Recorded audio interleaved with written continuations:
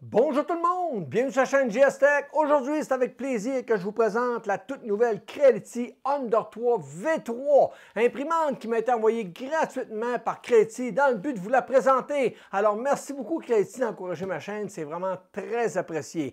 Maintenant, c'est quoi la Creality Under 3 V3? Ben, je dirais que c'est la grande sœur de ses petites sœurs. On va dire ça de même. Alors, au début, on a eu la Under 3 V3 SE, qui était une version allégée, qui est en marlin, qui est une très bonne machine. J'ai été surpris par la facilité d'utilisation de la machine.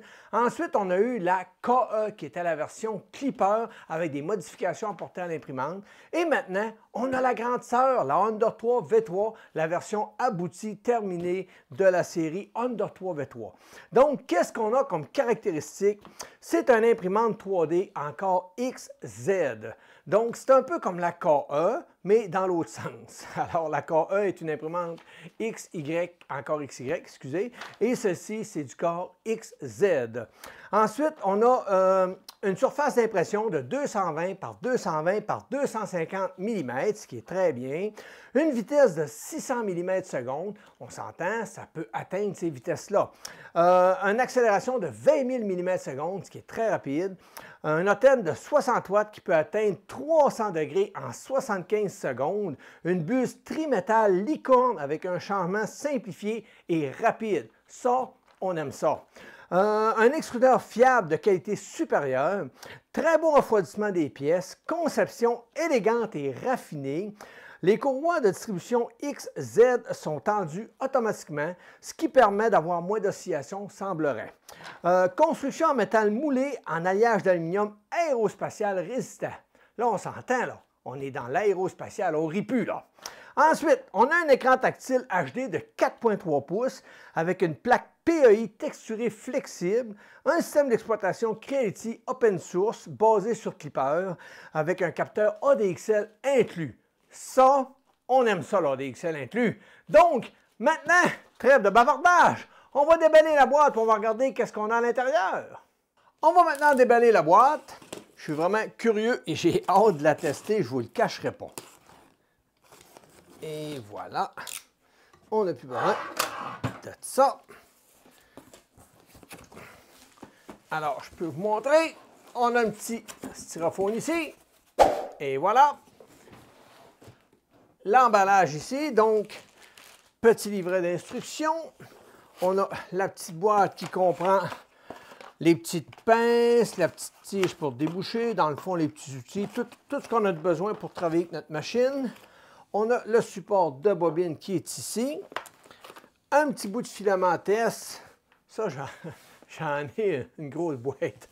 OK, on le met là. Le câble d'alimentation. Le support de filament. Un bout de tube de PTFE. Ici, une petite plaque un petit cache de plastique. Et notre petit écran qui ressemble étrangement à l'écran de la K1. Et c'est pas mal tout pour cette partie-là. Ensuite, pour vous montrer à quoi ressemble à l'intérieur, c'est vraiment bien emballé, je ne vous le cacherai pas. Donc, on a la partie ici, que je vais mettre là, comme ça. On a un petit styrofoam ici, on en a un ici, comme ça. On a ici, ça doit être pour la bobine de filament, je pense, pour guider notre filament. Peut être intéressant. Un autre câble d'alimentation, mais OK, ça, je ne connais pas cette alimentation-là. Alors, j'ai deux câbles d'alimentation, donc si je change de pays, je suis correct. Ici, la dite imprimante qu'on va sortir. Et voilà, que je vais mettre là. Et y a-t-il d'autres choses? Non, ça semble beau, donc on n'a plus rien. On peut se débarrasser de la boîte. OK. J'avais une chaise, elle vient de tomber. OK, chanceux, ça n'a pas touché la caméra. Alors, on va maintenant regarder tout ça en détail. Je vais vous faire des plans rapprochés pour bien vous montrer tous les détails de l'imprimante. Alors, voici un plan rapproché du cadrage de la Under 3 V3. Donc, si on déplace la tête ici, on a une petite protection que je vais enlever. Ensuite, on peut voir qu'on a le ventilateur à l'avant. La tête ressemble beaucoup à la tête de la K1.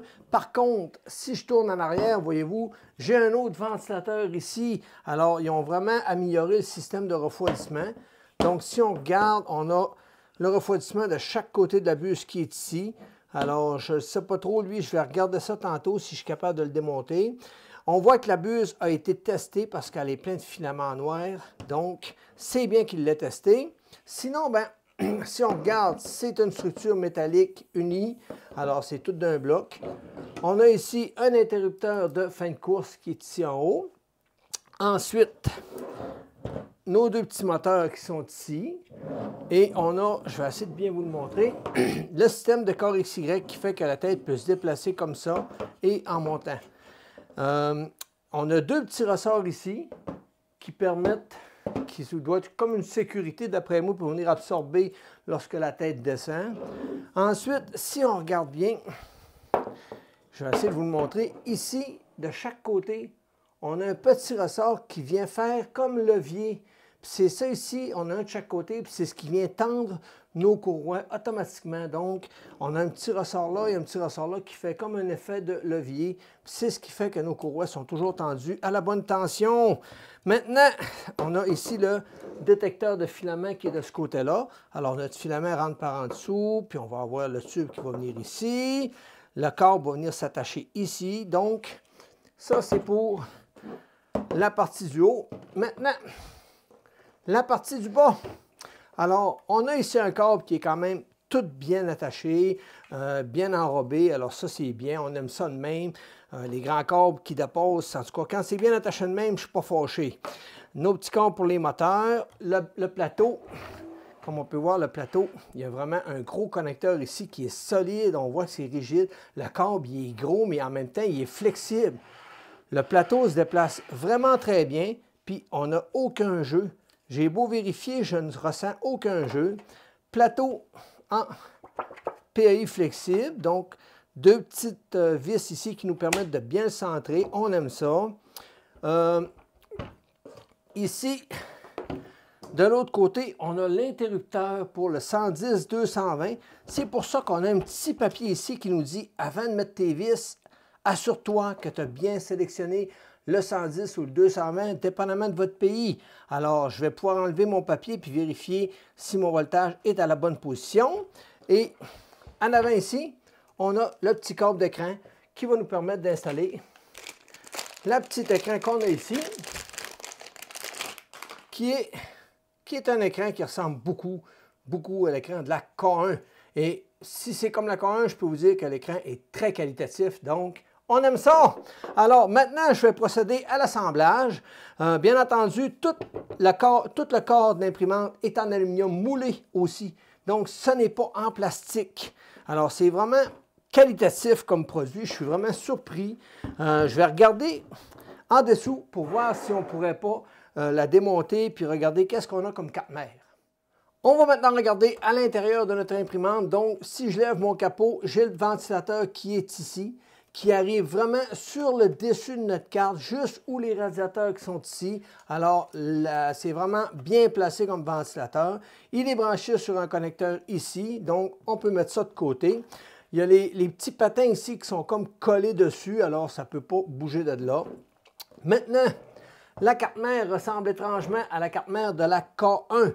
Alors, je ne sais pas si elle est identique, je n'ai pas vérifié, mais elle y ressemble beaucoup. Sinon, fusible de 15 A, nos connecteurs d'alimentation pour le power supply et pour notre plateau chauffant. Donc, vérifiez vos vis. Si vous démontez votre imprimante, prenez donc 2 minutes pour vous assurer que les vis sont bien serrées. Même chose pour l'alimentation ici, on les vérifie. Ensuite, on a ici une petite carte USB qui nous donne un port USB de ce côté-là. Ensuite, nos radiateurs, donc nos drivers moteurs, petite carte sans fil et, attention intéressante, la petite antenne sans fil qui, elle, s'en vient ici comme ça et s'en va par le petit trou qui est là pour ressortir en avant qui nous permet d'avoir une meilleure qualité de sans-fil avec notre machine. On a une alimentation ici de 350 watts 24 volts. Ici, on a notre entrée de courant ici avec un petit fusible de protection et notre petit interrupteur. Ils ont même mis une petite bobine de filtration ici. Alors, ils ont vraiment pensé à tout. Ici, on a une petite carte déportée qui permet, d'après moi, de faire le lien entre la tête, ici, excusez, la tête, ça c'est le câble qui s'en va à notre tête d'imprimante. Et cette carte-là vient relier un driver moteur. Donc, d'après moi, c'est la petite carte qui permet de faire le lien entre la carte qu'il y a sur notre tête d'impression. Alors, très bien pensé. On a ici le câble pour un des moteurs Z, l'autre câble pour le moteur Z. Ici, le câble qui alimente notre moteur en Y. Donc, tout est bien identifié. On a même un petit attache jaune qui permet de voir que c'est le Y. Alors, rien à redire. C'est vraiment parfait comme système. On a la nappe qui est ici, qui s'en vient se connecter ici. Alors, c'est propre. Moi, je suis très satisfait du produit. Puis, c'est tout en aluminium. Il n'y a rien qui bouge. C'est rigide. Alors, c'est vraiment un bloc alu complet moulé. C'est vraiment propre. Quand on regarde tout le câblage qui est propre, tout bien attaché, tout vissé avec des vis, voyez-vous. Moi, pour ma part, c'est vraiment parfait comme petite imprimante. Alors, on va maintenant regarder à l'intérieur de notre tête. J'avais une petite vissade à faire comme la K1. Donc, je l'enlève comme ça ici. Et on voit mon ventilateur qui est ici, qui permet d'envoyer de l'air directement de chaque côté pour refroidir notre filament. L'air n'est pas projeté par les côtés, mais bien par le devant. Alors, si on regarde un peu, on voit que les trous sont plus par le devant ici que par le côté. Alors, ça envoie vraiment l'air par là. Il y a une raison à ça, on va regarder, vous allez voir.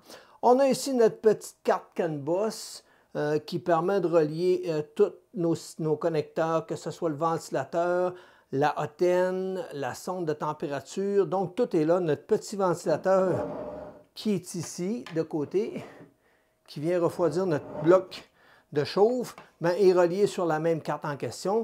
Donc, ça, c'est la partie de la tête. Maintenant, si on tourne de l'autre côté, comme ça ici, alors on a le petit cache qui est là. Encore une fois, deux petites vis de chaque côté, plus deux petites vis ici qu'on doit enlever, ce qui nous permet de pouvoir sortir une fois notre cache ici avec le ventilateur. Et cette fois-ci, on a vraiment un système qui permet d'envoyer l'air vraiment comme ça et qui s'en va directement sur notre filament. Alors, ils ont vraiment amélioré le système de ventilation. On a deux bons ventilateurs qui soufflent sur notre filament. Et encore ici, une fois, on a notre carte. D'après moi, ça, c'est la carte d'ADXL parce que c'est ici que vient brancher notre câble. Donc, sûrement l'ADXL qui est là-dessus qui permet de faire nos tests de vibration. Maintenant, je remonte tout ça, excusez, et on regarde pour la suite. Alors, je reviens sur le ventilateur qui est ici pour vous parler d'une petite attention spéciale que Creality ont faite. C'est que si vous regardez, le ventilateur, il prend son air ici, OK, et il la pousse en dessous. Mais si vous regardez, normalement, c'est fermé ici, alors que lui, il est ouvert. Donc, il crée aussi une aspiration, ce qui fait que l'air rentre par le côté ici du ventilateur qui est ici et ressort ici. Puis lui, prend l'air et il la ressort aussi par en dessous. Alors, ça fait une meilleure circulation pour le système de chauffe qui est ici. Alors, c'est vraiment bien pensé d'avoir mis ce type de ventilateur-là, qui se trouve à être un 40-24. Alors, c'est un ventilateur 40-24. Je n'ai pas vu ça sur beaucoup d'imprimantes. C'est pas mal la première à date que je vois ça. Alors, très belle initiative de la part de Creality d'avoir mis ce ventilateur. Je suis maintenant à l'étape de monter la machine. Alors, je vais faire ça en time-lapse parce que ce n'est pas vraiment du contenu à valeur ajoutée. Alors, on a tout simplement à venir installer notre portique ici, à installer nos vis, s'assurer qu'on a mis le bon voltage, bien important avant. On a un petit interrupteur dans le côté là et d'installer notre écran. Les vis sont dans la petite boîte qui sont fournies avec. On va avoir un petit cache aussi à mettre. Donc, rien de trop compliqué. On va faire ça en time-lapse.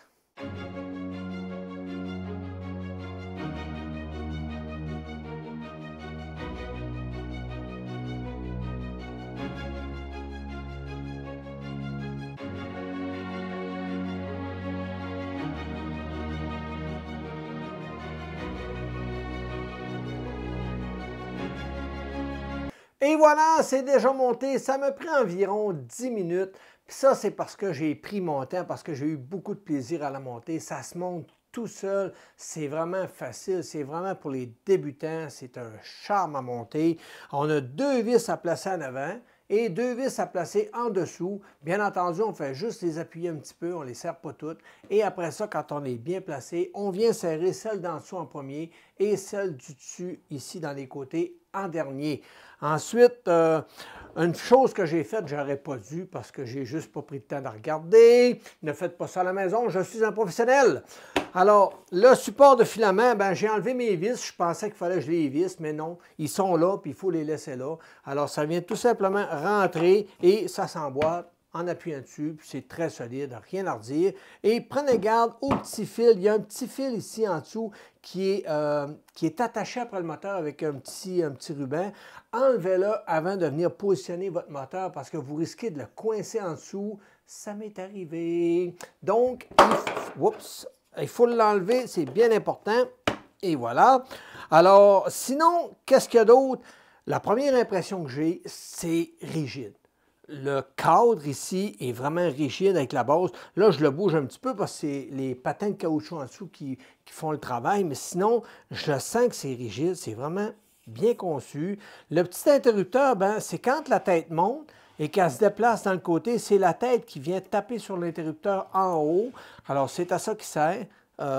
Pour le système de filament, le PTFE est quand même pas très long, donc il n'y aura pas une grosse friction dedans. Alors, j'ai une bonne espoir que ça fonctionne bien. Le câble est juste trop bien attaché sur la tête. Ça, là, c'est une amélioration qui est juste parfaite pour ma part. L'attachement du câble, c'est top. Le câble dans le côté, c'est bien aussi. Il n'est pas dérangeant. Quand on regarde, c'est parfait. Le plateau, même chose. À peine s'il touche au bureau. Alors, non, j'ai rien à redire. Je m'aperçois aussi que le plateau se déplace plus librement. Je ne sais pas si c'est dû à la roue crantée qui est plus grosse ou je ne peux pas vous dire. Mais j'ai l'impression qu'il se déplace plus librement, plus facilement. Alors, il est vraiment très doux. Mais une chose qu'on va faire, je vais rechanger mon plan de caméra pour vous montrer le dessous du plateau. C'est vraiment intéressant. Alors, voici ce que je voulais vous montrer. On enlève la plaque ici en PEI. Et on a nos 4 vis qu'on peut enlever. Lorsqu'on les enlève, on peut soulever le plateau sans trop de problème. Et en dessous, on a une plaque d'aluminium qui est quand même très épaisse. On parle de 3,5 mm d'épaisse, qui est énorme. Donc, une meilleure rigidité sur notre plateau. Et ce qui est intéressant, contrairement à la Under 3, V3, SE et KE, on a 4 capteurs de pression dans chaque coin aux extrémités, contrairement à la SE et à la KE qui en avait juste un ici. Alors, très belle amélioration. On voit ici notre carte contrôleur qui vient s'occuper de nos capteurs. Donc, vraiment une belle amélioration. Et on a ici une plaque qui recouvre toute la surface du plateau. Alors, parfait pour ma part. Je remonte tout ça, puis on continue. On est maintenant rendu à l'étape d'insérer le filament dans la dite imprimante. Alors, j'insère ça dans le capteur de filament et pour le moment, je sens zéro friction. Ça s'insère bien. J'ai senti mon filament qui a accoté sur mes engrenages. Alors, je vais maintenant pouvoir enclencher le petit levier ici. Et maintenant, je suis prêt à faire mon premier démarrage. Donc, je vous mets en plan rapproché puis on regarde ça.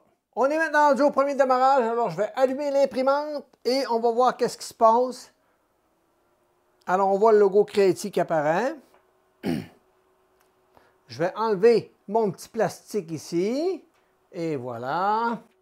Je vais vous faire un plan plus rapproché de l'écran tout à l'heure. Là, ce que je veux, c'est qu'on voit vraiment tout ce qui va se passer avec les déplacements de la machine, comment elle démarre, comment fait son premier démarrage dans le fond. Et voilà, alors il nous apparaît ici les langues. Alors je vais prendre le français. L'écran est vraiment réactif. On fait juste lui toucher un peu puis ça fonctionne. J'accepte les termes, je fais suivant. Là, il me demande mon réseau. Je vais prendre le réseau que je possède ici et je vais écrire mon mot de passe. Et voilà, j'ai écrit mon mot de passe. Maintenant, on va regarder si ça se connecte. Et voilà, elle est connectée et elle me donne mon adresse IP qui est le 192.168.1.123. Maintenant, je fais suivant et il me demande mon time zone, donc où est-ce que je demeure. Alors, pour ma part, je demeure dans le -5. Et voilà, pour vous, ça va être votre time zone à vous. Je fais suivant. Je suis en international, suivant. Là, il me demandait si je voulais me connecter à CreditSlot, pas pour le moment. Alors, vérification automatique, bienvenue dans le processus d'autotest. Veuillez placer la plateforme d'impression. Le processus d'autotest devrait durer environ 15 minutes. Alors, on est parti pour 15 minutes. Démarrer!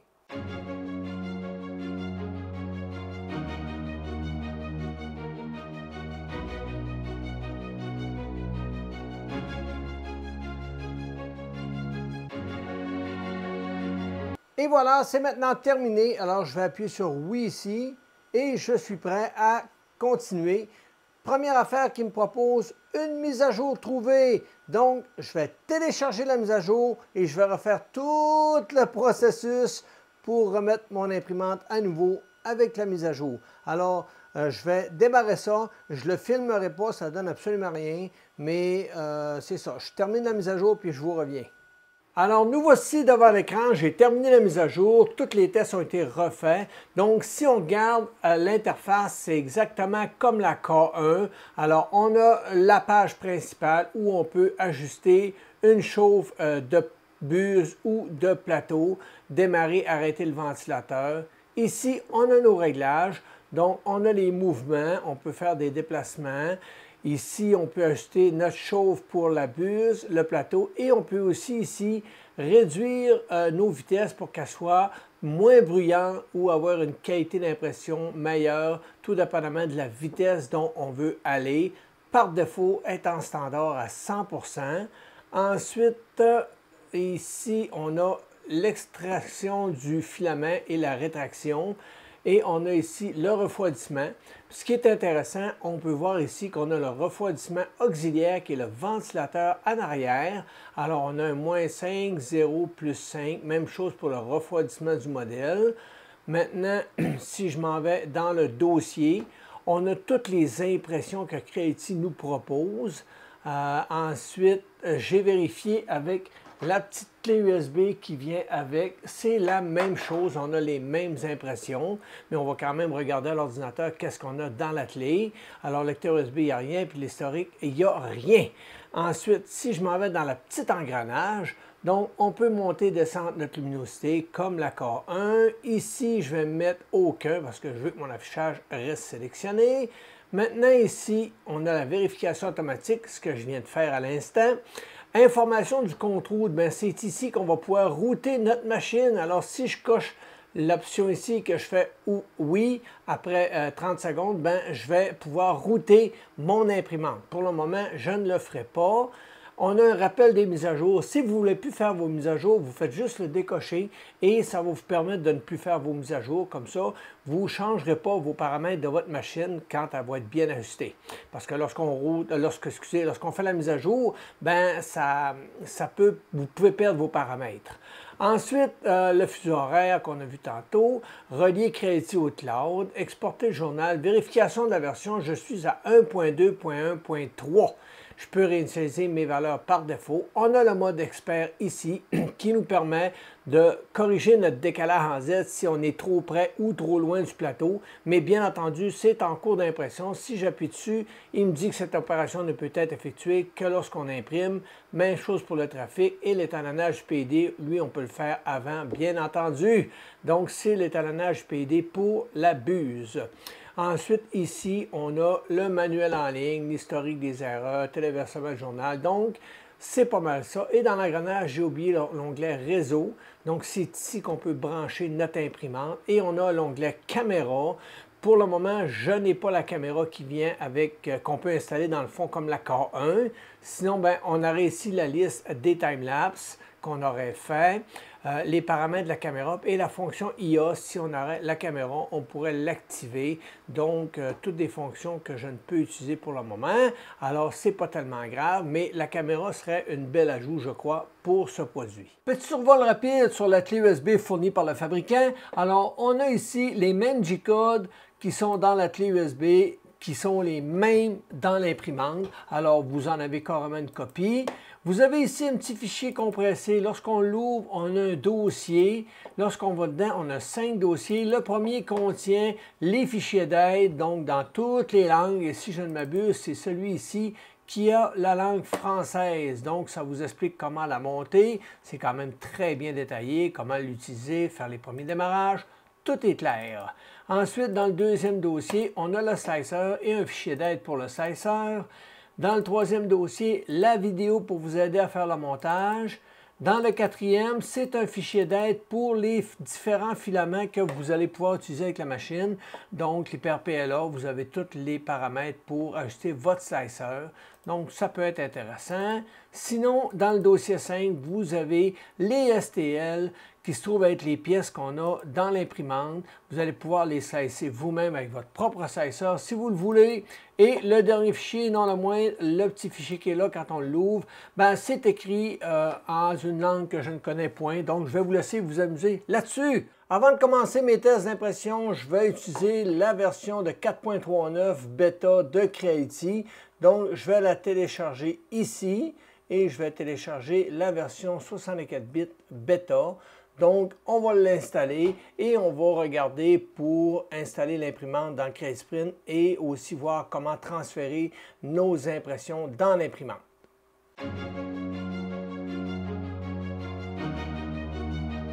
Nous voici maintenant dans Creality Print version 4.3.9. Alors, je vais commencer par ajouter mon imprimante en cliquant ici et en faisant Add. Et je vais aller dans la section Under, tout simplement. Et je vais ajouter le Under 3 V3. Je vais faire Add. Je vais faire OK là-dessus. Et voilà, maintenant, j'ai mon imprimante. Donc, pour le device, c'est simple. On clique ici et on fait un scan de nos devices. Et normalement, il va trouver mon imprimante.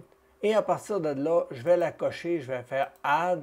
Et voilà, mon imprimante est détectée et elle va être fonctionnelle. Je peux même faire détail et accéder à l'interface de base de l'imprimante qui est l'interface fluide. Maintenant, je vais vous montrer à partir du navigateur comment interfacer l'imprimante. Alors, pour interfacer votre imprimante à partir de votre navigateur web, c'est simple. Vous cliquez ici dans votre barre d'adresse et vous écrivez l'adresse IP de votre imprimante. Dans mon cas, c'est 192.168.1.110 et je fais Enter. Et automatiquement, je vais me connecter à l'interface de mon imprimante. Donc, j'ai accès à tous les fichiers que j'ai imprimés avec. On peut voir ici le plateau, il est quand même assez droit, il n'est pas choquant du tout. Donc, on a accès à notre interface. Maintenant, si on veut accéder à l'interface complète, parce que oui, Creality a installé l'interface de fluide complet. Alors, c'est simple, vous cliquez ici, vous effacez ça et vous marquez 2.4408 et vous faites Entrer. Et automatiquement, vous tombez avec l'interface de fluide complet. Donc, vous avez accès à plein de macros, à tous vos ajustements ici. Donc, c'est vraiment génial. Notre interface console, la prévisualisation des G-codes, vos fichiers, l'historique des impressions, les réglages et la configuration, bien entendu. Vous pouvez accéder à votre printer CFG sans aucun problème. Donc, vraiment intéressant. Alors, pas besoin de la router. Vous avez accès à tous vos fichiers, malgré que oui, vous pouvez la router aussi. Il suffit juste de l'activer à partir de l'interface de votre écran. Et à partir de là, vous allez pouvoir utiliser MobaTurn et router votre machine sans problème.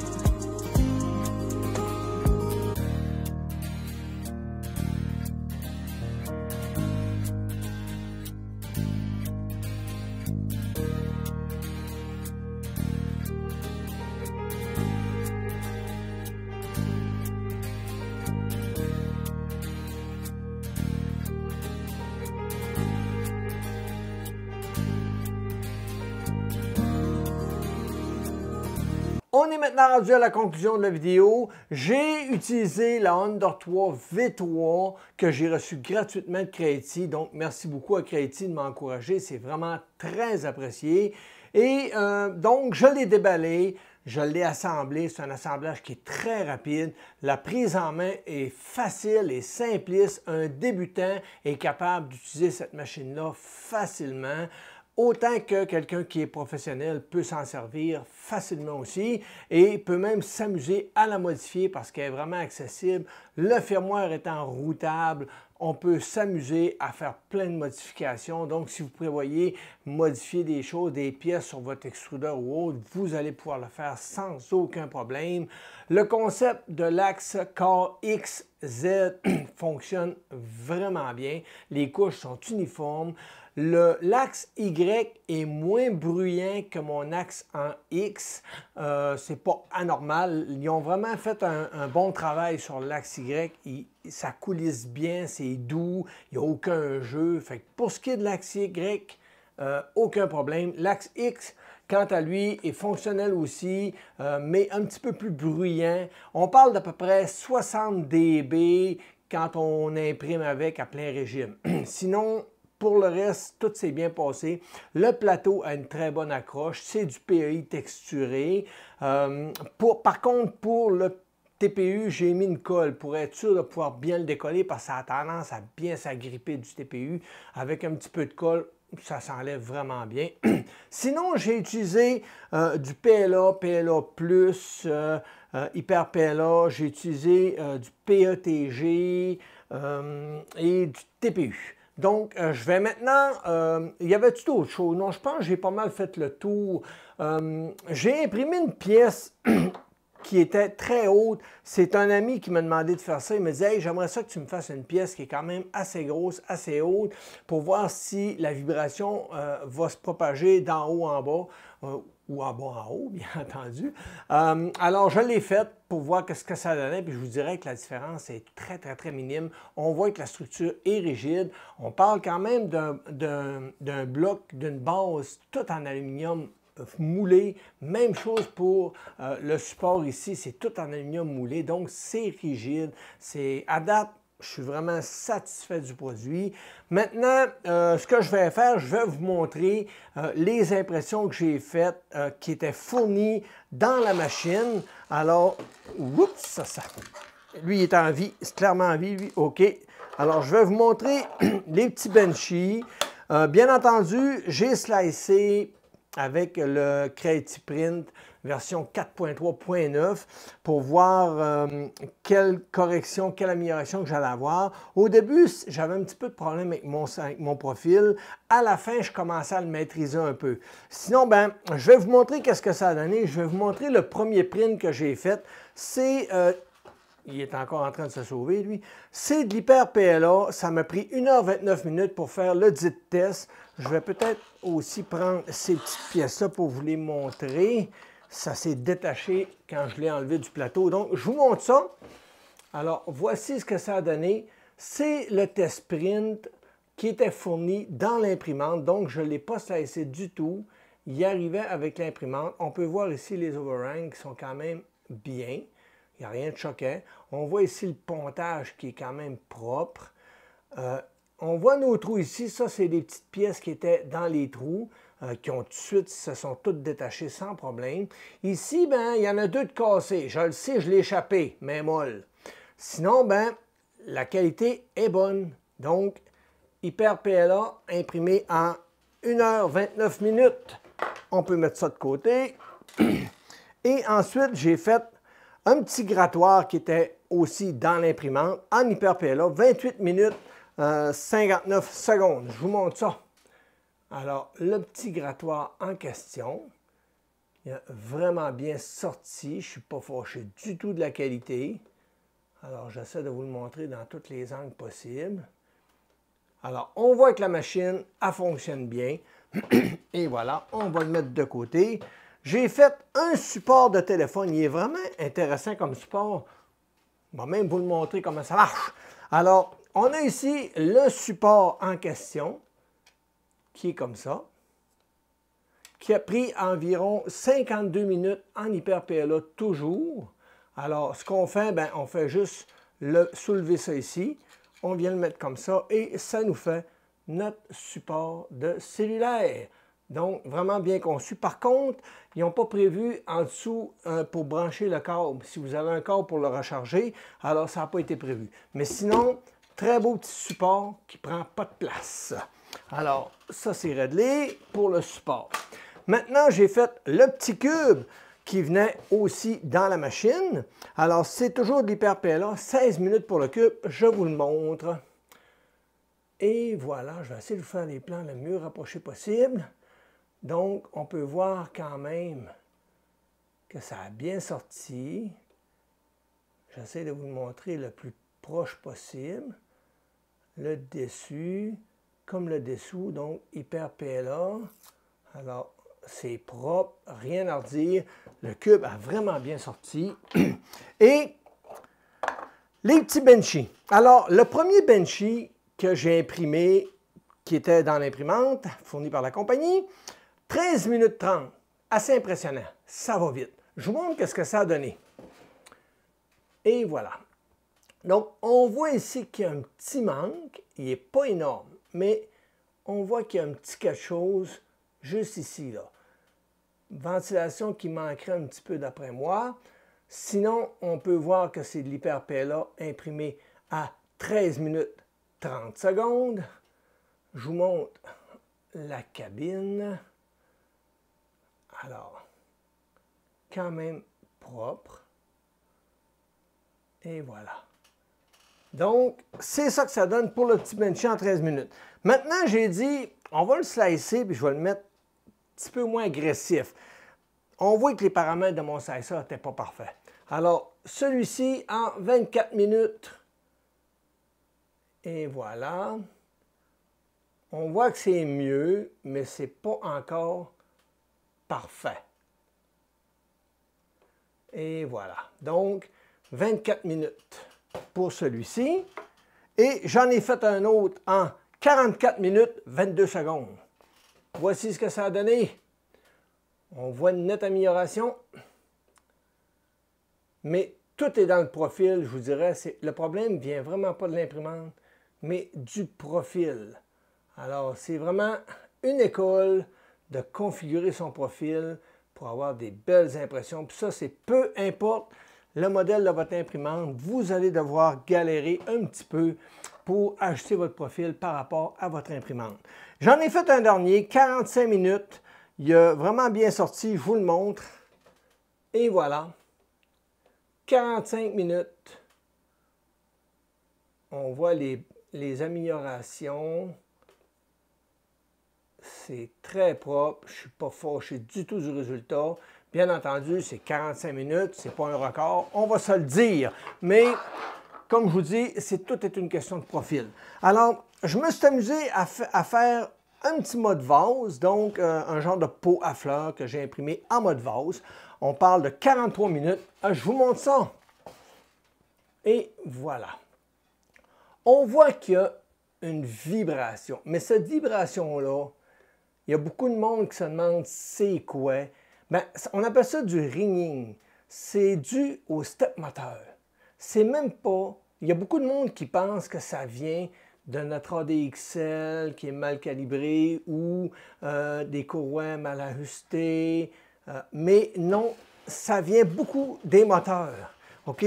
Alors, comment ça fonctionne? C'est que vos cerveaux moteurs, il y a des aimants dedans, puis chaque step que le moteur va faire, ben, ça va se transférer, puis ça va se transférer dans le fond sur votre impression, ça va apparaître, parce que les moteurs ne sont pas assez fluides. C'est un problème qui est récurrent sur beaucoup d'imprimantes. Il y a possibilité de le corriger, il y a des améliorations à faire, j'ai un ami qui l'a fait, puis aujourd'hui, quand il imprime, c'est lisse, c'est beau, c'est propre partout. Alors, je verrai peut-être plus tard pour en faire une vidéo. On va vérifier ça. Sinon, je me suis amusé à imprimer du PETG. J'avais un vieux fond de PETG. C'était un vieux fond, je vous le dis tout de suite. C'était pas beau. Mais ça a quand même bien sorti. Je vous montre ça. Alors, voici ce que ça a donné. pour du PETG, c'est quand même propre. On voit que j'ai un petit peu de sous-extrusion dans le fond. Je manquais de couches. Là. Ça m'aurait pris 2 couches de plus. Là. Sinon, ben, en dessous, c'est propre. Et c'est bien entendu une petite lampe qu'on peut venir mettre sur notre table. Et voilà. Donc, ça, c'est réglé. Et j'ai fait ensuite un petit bac en PETG, 22 minutes pour celui-ci. Je vous montre ça. Petit bac. Et j'ai fait exprès parce que j'essaye de prendre des impressions qui ont des longueurs, voyez-vous, pour justement voir si je vais avoir du ringing. Je vais avoir les petites vibrations. Alors oui, on en voit. C'est vraiment, comme je vous dis, ça vient de nos moteurs. Ça ne vient pas de nos courroies du tout. Alors, on voit quand même que pour du PETG, ça a vraiment bien sorti. Alors, je suis très satisfait. C'est solide. Ça ne manque pas de solidité. Donc, PETG s'imprime vraiment très bien. Et j'ai fait une petite tour. C'est un support pour les cartes d'affaires. Vous venez mettre vos petites cartes d'affaires ici. Vraiment cute.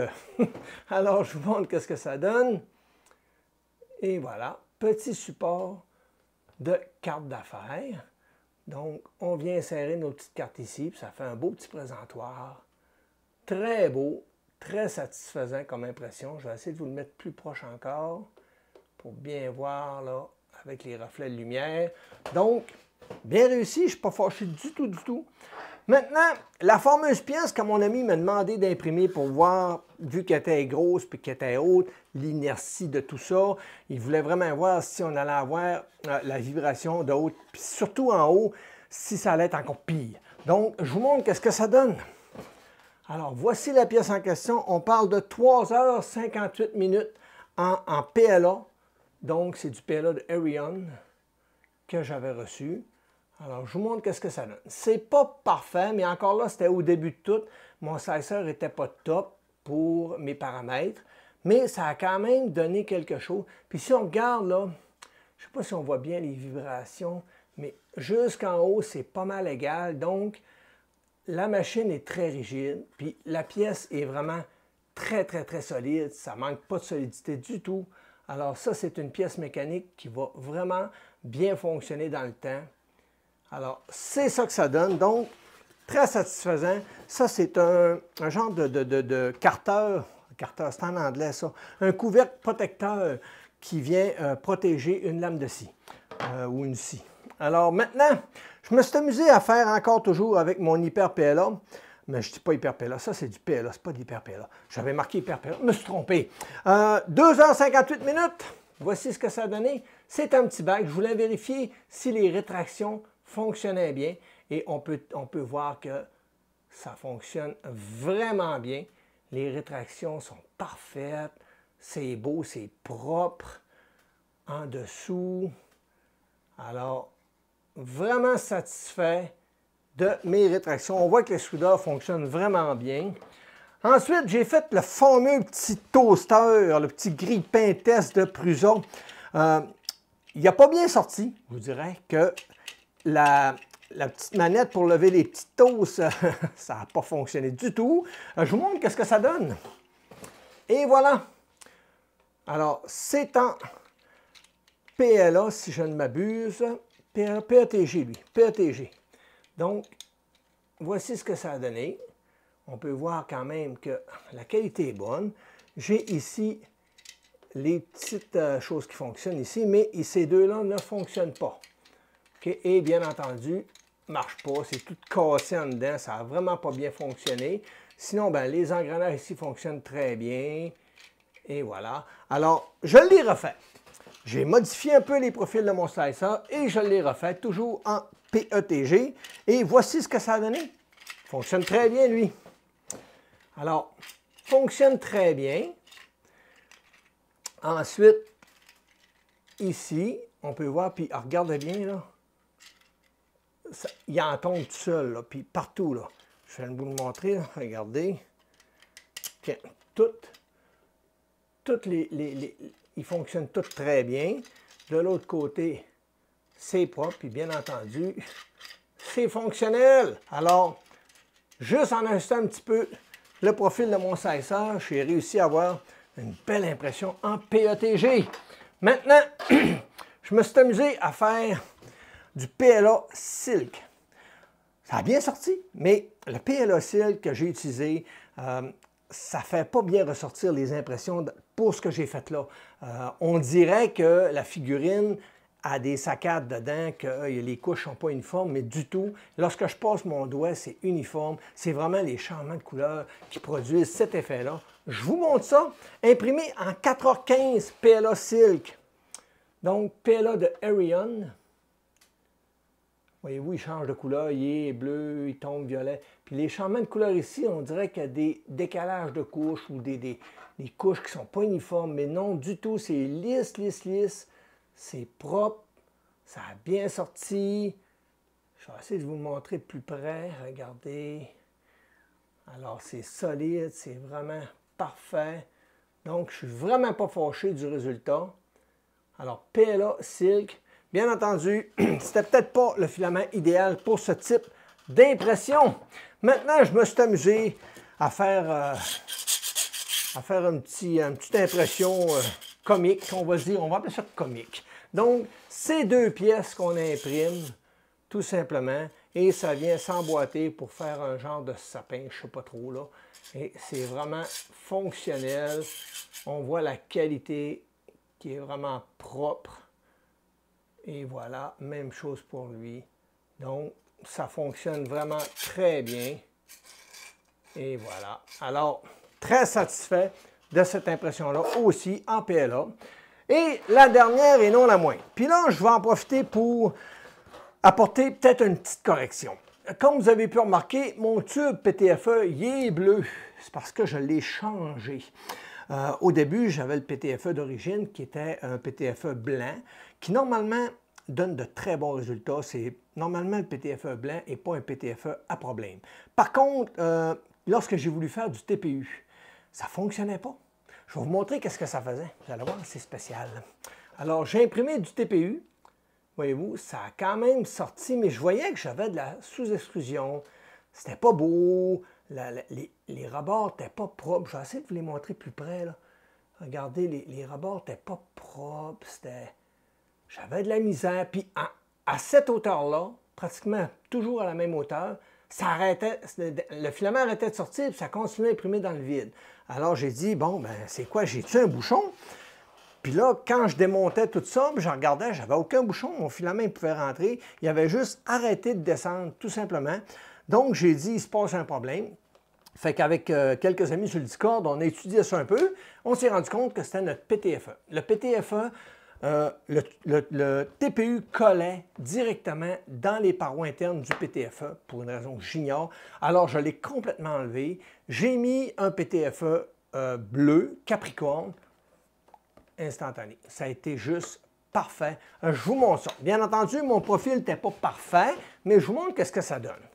Alors, TPU, le même filament que tantôt. Regardez la différence sur les côtés. Regardez comment c'est lisse, c'est propre. Il y a sur le dessus que je ne suis pas vraiment correct, je suis un petit peu en sous-extrusion, je manque de remplissage. Alors, ma couche de fin n'était pas top, mais sinon, c'était vraiment propre. Et ça, c'est un petit print qui est le fun parce qu'on peut le faire fonctionner comme ça ici. Là. Je vais essayer de bien vous le montrer. C'est vraiment cool comme petite impression. C'est un genre de fidget, là, si on veut. Alors, vraiment intéressant. Donc, TPU fonctionne très bien, mais comme je vous dis, j'ai dû changer mon PTFE. Je ne sais pas pourquoi. Peut-être que vous, avec la vôtre, vous n'aurez pas ce problème-là, mais moi, avec le TPU que j'avais, ça ne fonctionnait pas du tout. Je n'ai jamais réussi à imprimer avec. Puis en changeant le PTFE, bing, tout fonctionnait très bien. Donc, c'est pas mal ça. Vous avez vu, j'ai fait quand même beaucoup d'impressions.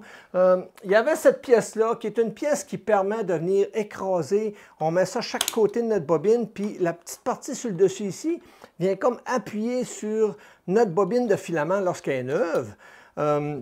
Ça empêche le rouleau de se dérouler. Je vous dirais que, pour ma part, je ne l'ai pas vraiment utilisé. Je trouvais que c'était un petit peu gadget. Mais ceux qui veulent l'utiliser, c'est fourni avec la machine. À part ça, j'ai eu aucun autre problème. Vraiment, là, c'est une machine qui est vraiment intéressante, qui va être évolutive dans le temps parce que mécaniquement, elle est bien faite. elle est bien assemblée, elle est bien pensée. Fait que je pense que c'est une machine qui va vraiment... C'est vraiment un successeur Under 3 qui succède à la Under 3 V2. Donc, je pense que le produit est tout simplement à sa place. Alors, ceux qui aiment Clipper, ceux qui aiment s'amuser avec leur imprimante, même les modifier ou autres, ceux qui ne veulent même pas les modifier, c'est la machine parfaite pour vous. Alors, c'est ce qui m'a fait la vidéo. J'espère que vous avez aimé le contenu, le produit. Si oui, n'oubliez pas, abonnez-vous, c'est très important. Laissez un petit pouce en l'air, puis activez la petite cloche, parce que si vous ne l'activez pas, vous ne recevrez pas de notification et vous ne saurez pas que j'ai sorti une vidéo. Donc, en activant la petite cloche, ça permet de recevoir une notification sur votre cellulaire ou un mail. Et à partir de là, vous allez pouvoir écouter les nouvelles vidéos parce que j'ai des nouveaux produits qui sont arrivés vraiment intéressants. Je vous encourage à suivre ça de près. Donc, c'est tout. Merci à tout le monde. À la prochaine. Bye bye.